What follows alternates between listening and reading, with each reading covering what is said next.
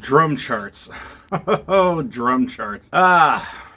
It's impossible. Drum set is a improv instrument. Writing every solitary thing out for a drummer is kind of more detrimental to them than it is helpful. The more you have written down, the more in the page they have to be, and they're not looking around and listening to what's going on around them. Hello, my name is Casey Dreams. I'm a music composer and music educator, and on this channel we talk about things that can help your music program thrive. Notation is something that most people feel a little uncomfortable with because they just haven't read a drum chart before. All those notes and everything fly out the window. They're not important anymore because that's not what a drummer is reading. Drum parts are just written all over the place. There's people who will write the same notes for hi-hat and ride, and they'll just write ride or hi-hat above it. There are specific spots for those, even though most people don't follow them very well. Any note that has an X on it is typically a symbol that you're playing, either a crash, hi-hat, ride, something. What you would call the space above the staff, that would be your hi-hat being played with your hand. On the line is typically supposed to be for your ride symbol, although most people will sometimes not write it like that. The X below the staff, that is your hi-hat with your foot. There is a big difference there, and sometimes people just kind of mix those up and don't think it's a big deal, but it is important to do those differently. Drummers have a notation that a lot of people who are wind players are very unfamiliar with. There is a slash with 2 dots on it, and that indicates that you are going to repeat what you were playing before. What you're telling the drummer is that they need to play exactly what they played in that last measure. Now, if it's a very standard beat, a lot of drummers won't follow that because it's too boring. But if you specifically want them to just play around with that section, like, okay, here's the basic style, and I want you to, do what you want through this, but as long as you know the style, that's when you see the 4 slashes. If you are someone who is well versed in improvisation, you'll see that a lot. You see the slashes indicating the key changes and everything. That's what drummers see a majority of the time in their music. Then above the staff, you would write any specific hits or anything you want the drummer to try to play along with. Really, when people just want to write something so that the drummer can see, oh, that's where the trumpets come in. Awesome. It really helps drummers a lot to know exactly what's coming up or where they're at, sort of like a road map. Even though you don't have to tell them every specific little thing that's around them, a general road map is what is useful. I'm going to stop beating around the bush because the main thing I have to say is that drum parts are written terribly, even by professionals. People who have been writing for a long time write a lot of really crap drum parts out there. It's annoying as a drummer, and it gets frustrating very easily that people just don't really know how to write it. And I'm not trying to act like I know everything. Oh, I'm the best. I can write drum set parts better than anyone. I don't mean it like that. I just mean that there's no consistency. I'll see people write a dotted half note for a snare drum, and that doesn't make any sense at all because the snare drum doesn't sustain. If you want to roll, you need to write a roll. For young drummers, it gets really tough to read lots of different charts because they're not written well and they're really confusing. You have some people who will kind of go after their students saying, like, you're not playing that right, you need to be focused, you need to practice. They need to practice, yes, but it's not entirely their fault that they have been given a terrible map to find how to get through this song. One of the things that I hate when I see is when they write a swing rhythm and they write 1 and 3 on the bass drum.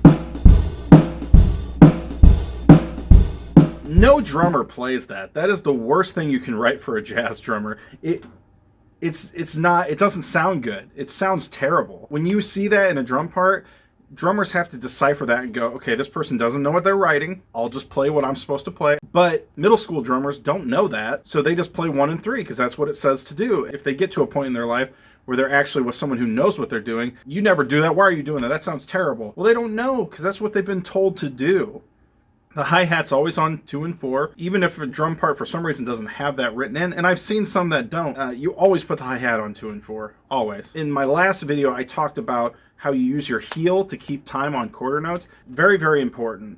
And I would say to definitely go back and watch that video if you haven't already, because it gives a lot of insight on some different exercises and things you can help your young kids learn, and it'll help them advance their skills by a lot. The thing that is really frustrating though is that people will write things in very different ways. I've seen people write the 1 to a 3 as a 8th note triplet, a lot of extra ink that confuses drummers. I have some examples. I've seen many people actually write out drum parts. It's really frustrating, but that's how I've seen people write out drum parts. There's some snare hits in there that I can't really decipher whether those are brass hits or those are just something that the composer thought would sound cool. And that's what happens with a lot of middle school music, because they think, oh, the kids need everything written out for them because they don't understand how to play. Probably true for some kids, because if they don't get good education on drum set, yeah, they don't know what to play. But if you stick to sort of the basics and educate them on what they can play, those charts are just really hard to learn. So I wrote a couple different versions. I wrote the one with the triplets. I wrote one where they're just using eighth notes and assuming the kids know how to swing. I wrote one with the slashes in there. And then the last one is the slashes assuming that those extra snare hits are brass hits. That last one, as you'll be able to see, that last one is so much easier to understand. What we do a lot as drummers is a lot of autopilot stuff.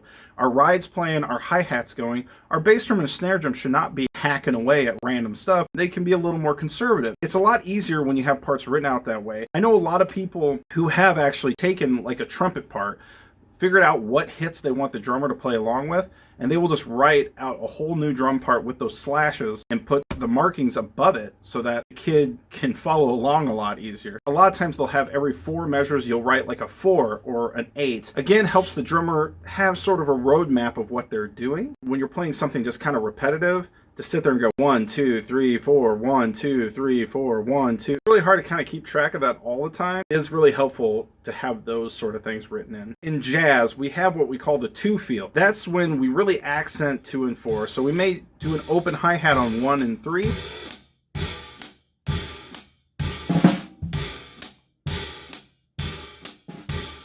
You can also do that with a ride. You just aren't going 1, 2, 3, 4, 1. You're playing more like. Now when we move over into the 4 feel, that's when we really get that 1, 2, 3, 4, 1, 2, 3, 4. I've seen a lot of college professors even at clinics tell kids, you really want to accent that 2 and 4 on your ride.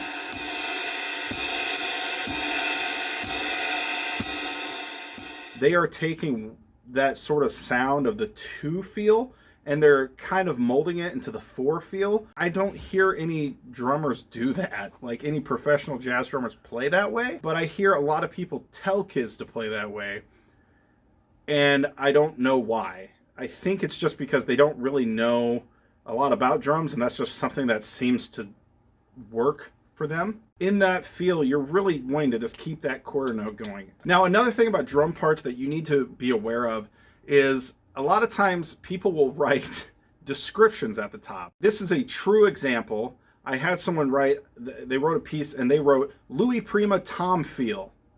And I looked at him and I said, so sing, sing, sing?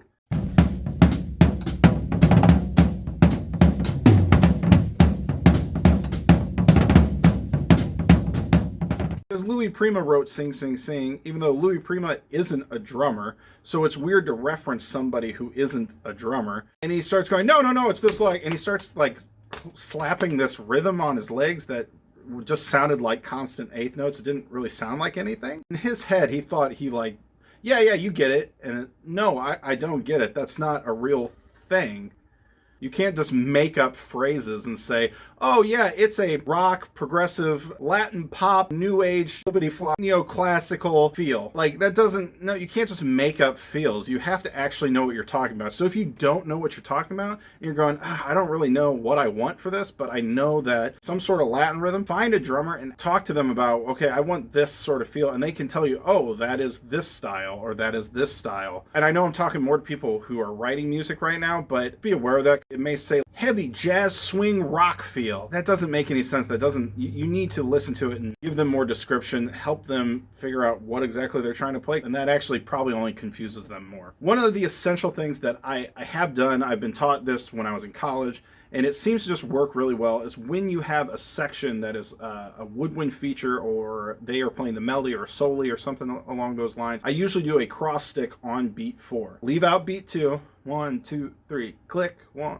2, 3, click. 1, 2, 3, click. It seems to just be a really good accompaniment for it. You don't necessarily always have to do that, but I've kind of stuck to that, and it always just seems to feel good and sound good to me. Again, not that you always have to do that, but I think that's a great feel to do. These are the cues that you would have written in of the brass hits. If you have a longer section with lots of different hits, a great way to get kids into this and learning is to say, okay, those hits, I just want you to play those on the snare while playing your ride cymbal. This is hard. It's not easy to do. It does take a lot of work, but that helps them get into the music, feel the music a little more. So if there's this trumpet part, da da da da da, something like that, the drums you can go da da da da da. It's a way for them to play along with it, start getting used to that. It's better than just having them play a constant ride pattern that never stops. Helps them get excited for a section. Oh, here's that brass hit I got to play along with. If it's something that's more the trombones, you can play it with your bass drum instead.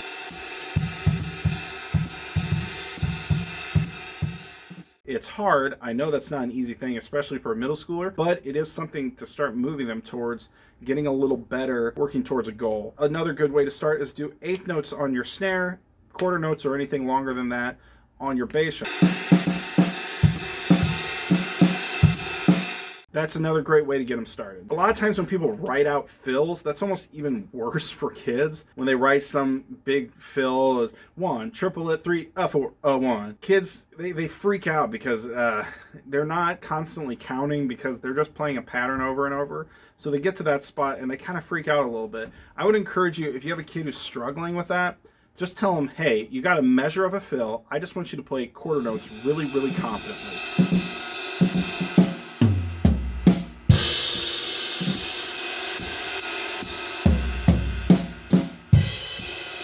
Getting them started that way is so much better than them fumbling around trying to read this part that they don't know how to play. It is nerve-wracking. I don't know. It's nerve-wracking for a kid that age to read something, a fill out of nowhere. It's a lot. So I really encourage you, break it down for them. Say, just do quarter notes. And when they play something like triplet, okay, let's do that again. Only quarter notes, confidently. And if they go, stop them and say, no, not my tempo. Don't say that. Quarter notes, hard hitting quarter notes. Snare, snare, tom, tom, crash. Something really, really simple that they can play that they will be confident on.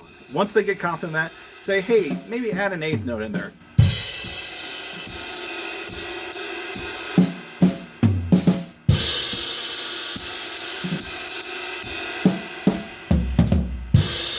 Just something simple that they can achieve so that they can move forward in their playing and not just feel like they're stuck in one spot that they can't get past. Another great exercise for learning fills better, being more confident with your fills, is to repeat yourself. So you're going to play one measure, a phrase, start with quarter notes, and then you're just going to try to replicate that. Go snare, snare, floor tom, snare, snare, snare, floor tom, snare. Try to copy yourself so that the kid isn't just throwing something out there and not thinking about it. This is something that challenges them to go, okay, I have to actually play something and I have to remember what I'm playing.